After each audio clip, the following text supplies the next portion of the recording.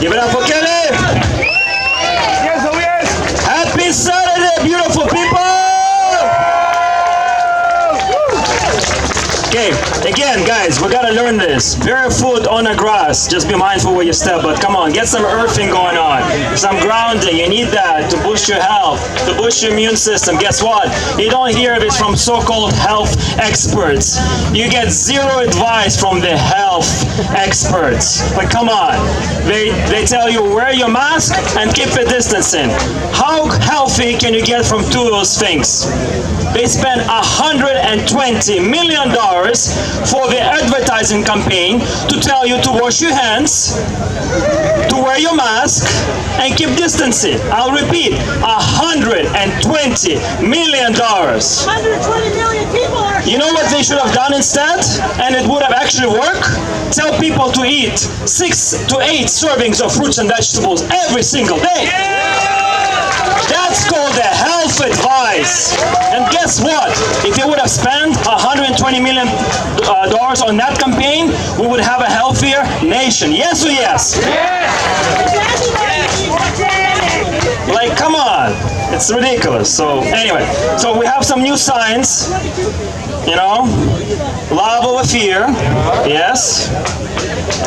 And we have some other signs. Facts over fear. Right? And I touched on this a little bit last week. The point of what we're trying to do to the nation, to the world, and let's talk about Canada specifically. The fear propaganda and brainwashing that we've been doing was so premeditated.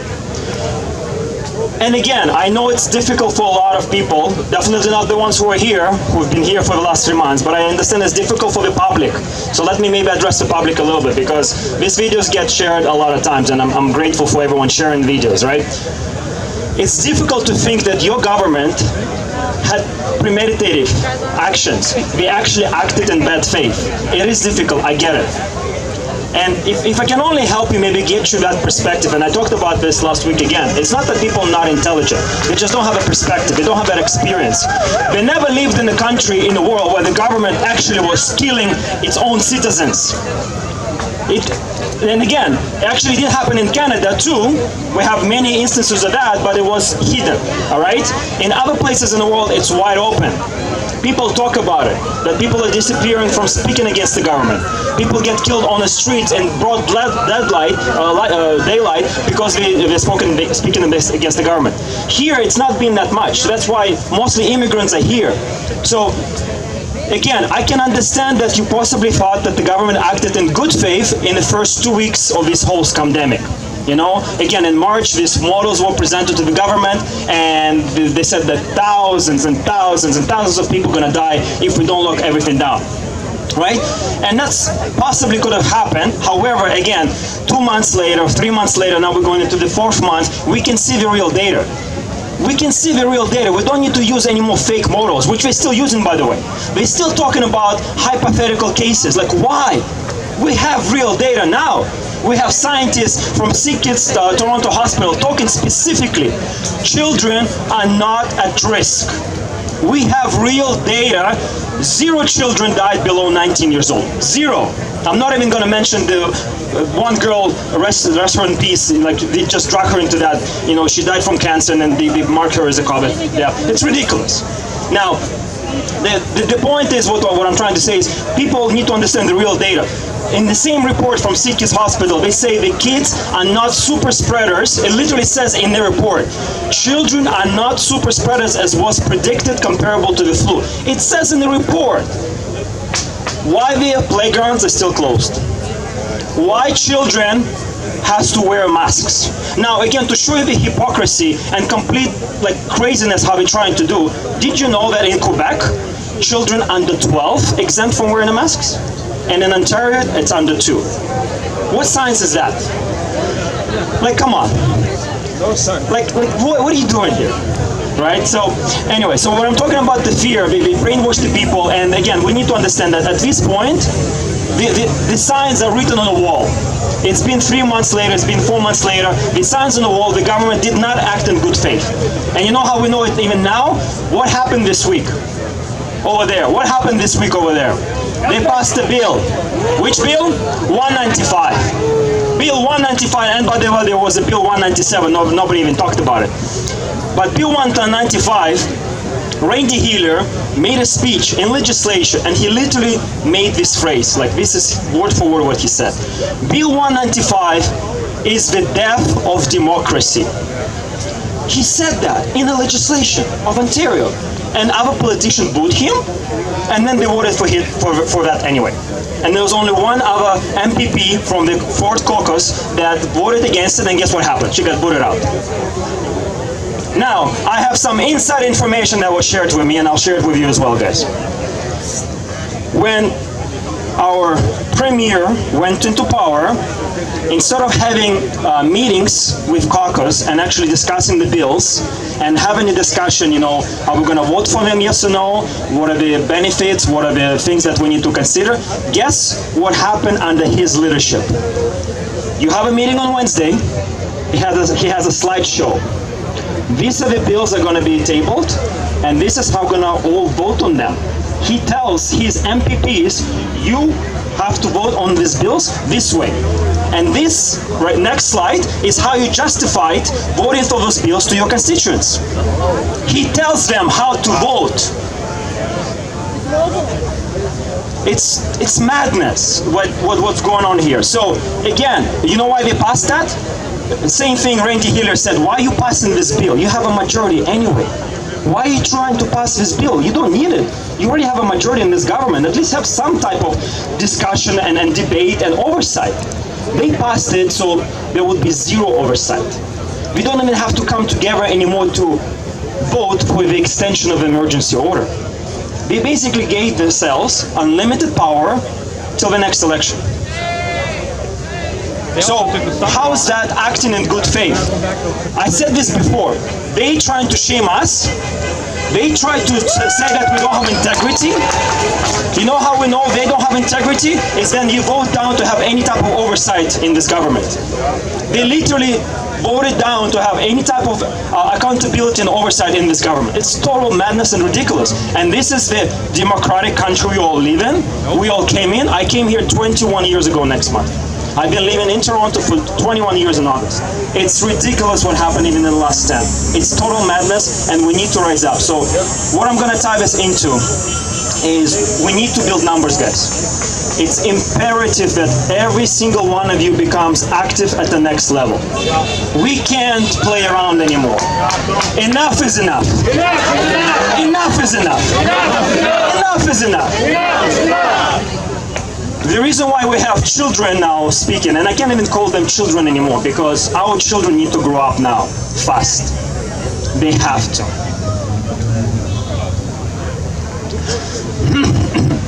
So I grew up in Soviet Union, I grew up in Kazakhstan. In Kazakhstan there was racial tensions even back then, in 91 and 1993. My parents separated when I was 11 years old. I have a younger brother, we're 7 years apart, so I was 11, he was 4, and my mom took care of us.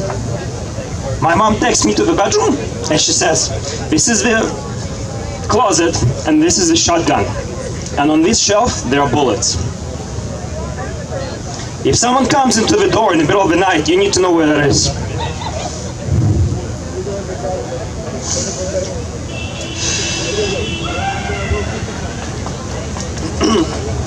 Love you, buddy.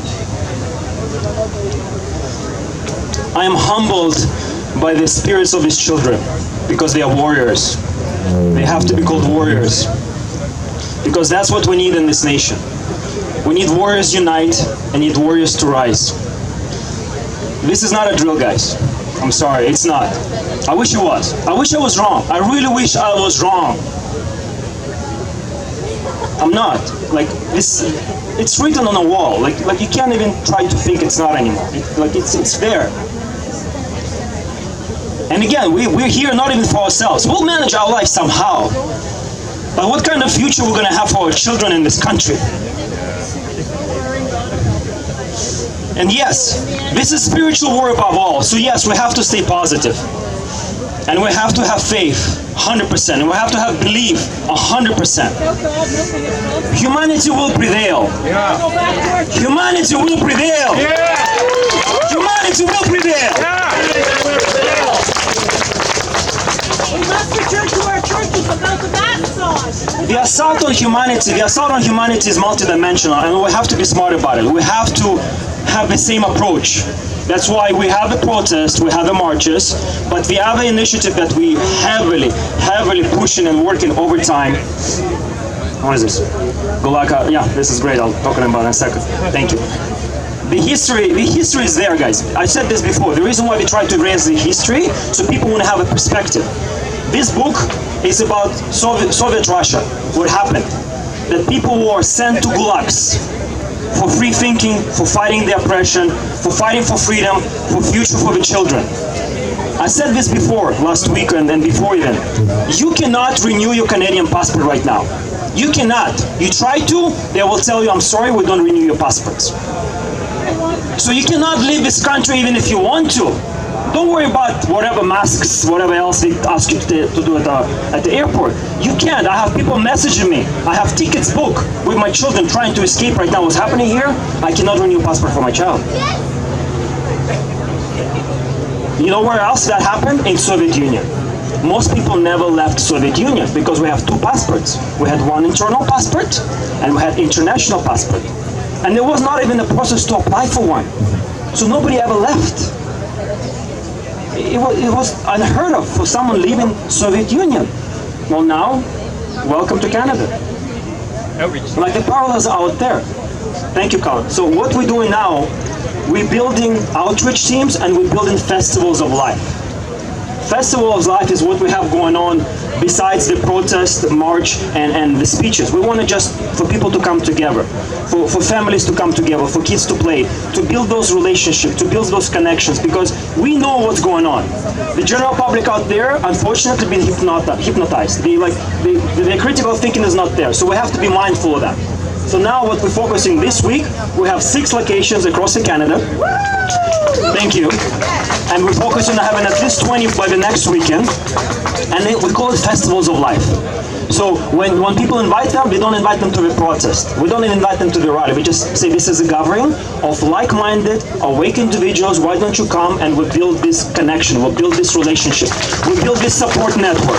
Because what we see right now happening is not even the security guards or the employees of the stores give people a hard time. It's the other people. So we need to build those support teams that at this day and age, unfortunately, you can't even go to the store alone.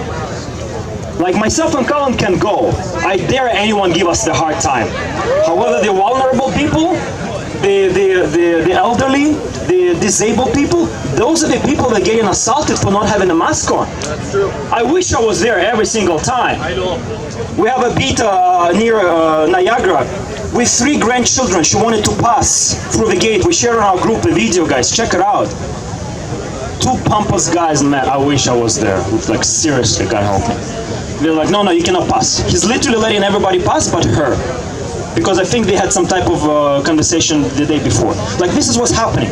They trying to intimidate the people that cannot stand up for themselves. Yeah. So what we're doing with the outreach teams, even besides the event, we need to unite. We need to build those support teams. It's essential that now, more than ever, we build the numbers. So that's the mindset for the Festival of Life, so we can at least invite people, because people are scared. Not everyone wants to come to the protest, but everyone wants to come to the party. And that's what we're promoting. We're promoting the party, the Festival of Life. Mask-free zone, hugs encouraged. Potluck food, music, and kids' activities. Those are the 5 things that we focus on. And let us build the numbers first. And this is how I look at it, and this is why I say this is so imperative and urgent. This is how I look at this whole thing. We have 8 weeks. Or better to say, we have 8 Sundays, because most of the events are on Sundays. We have 8 Sundays to build this movement. You know why? Because that will take us to the end of September. And we all know the next stage, whatever they're going to try to do is going to be there. And we need to build the movement by then. So myself, Colin, and a lot of volunteers, and I'm so grateful for everyone contributing. And if you want to help, by the way, I apologize. A lot of people filled out the volunteer form and they get mad at me. How come you didn't reach out to me that you want help and I asked you for help? But we're just overwhelmed, guys. I just do my best. I work on like 3 devices at once. So, and you have to, because there's so much going on. So if you try to help volunteer and we didn't get back to you, please come to me right now, like after I speak, and we'll get your phone number, we'll figure out how you can help us. But this is our goal, is in the next 8 weeks to to have at least 100 locations across this country, with at least 100 people in each location. Because guess what? That will give us 10,000 people. And that's the movement. That's the movement that we're going to have. The last thing I'm going to say, we are so privileged and fortunate to team up with Dr. Tenpenny. She's one of the best activists out of the States. She's so well-versed, so well-educated. She's an actual doctor. And she offered us the partnership for the next 8 weeks. So every Friday, from next Friday at 7:30 till 9, we'll have private Zooms with her. Okay? We're asking for contributions so you have some skin in the game. So literally right now you can register for that for only 80 Canadian dollars. Okay, that's the promo. The promo is Hugs Member 2020. The link is on the group. If you don't have it, I'll send it to you, okay? And the idea is in those 8 weeks, we'll build the leadership. We'll equip you with skill sets. We'll equip you with vocabulary, with knowledge, whatever you need to be the actual activist in the next 8 weeks that we know what's coming next. Because they're already trying to push the mandatory vaccination. They're already trying to do that. It's the next step. We know, Colin and us talked about, the mask is just a bridge to see who's going to do it anyway, plus to kind of carry us till then. Like the verbiage, the vocabulary they're using, you know, I wear the mask for you, you wear a mask for me. The next thing is you take a vaccine for me, I take a vaccine for you. And, oh no, enough is enough. We're not going to go there at all. No. So if you would love to be a part of the leadership training and be an actual activist as well as take an active role within your local communities, please sign up for that 8-week course. We're going to end the promo on Tuesday. So again, reach out to me. I'll give you the link if you're not sure what I'm talking about. And again, the goal is to have at least 100 locations with at least 100 people, because that's what Dr. Tenpenny said yesterday. And we recorded the Zoom we had yesterday for 1 hour. The YouTube channel, we just relaunched it again. It's Hugs of a Mask on YouTube, so the video is there. She said that to build a real movement, you don't even need that many people. You just need 10% of population. That's what it takes to build a real movement. And this is our focus, is not to convince every single person. I say this again.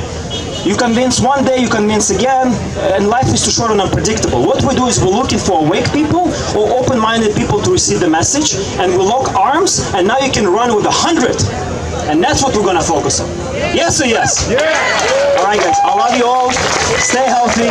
Stay blessed. Stay positive. Love over fear. Facts over fear. Enough is enough. Vlad Sobolev, everybody. We've got one more speaker.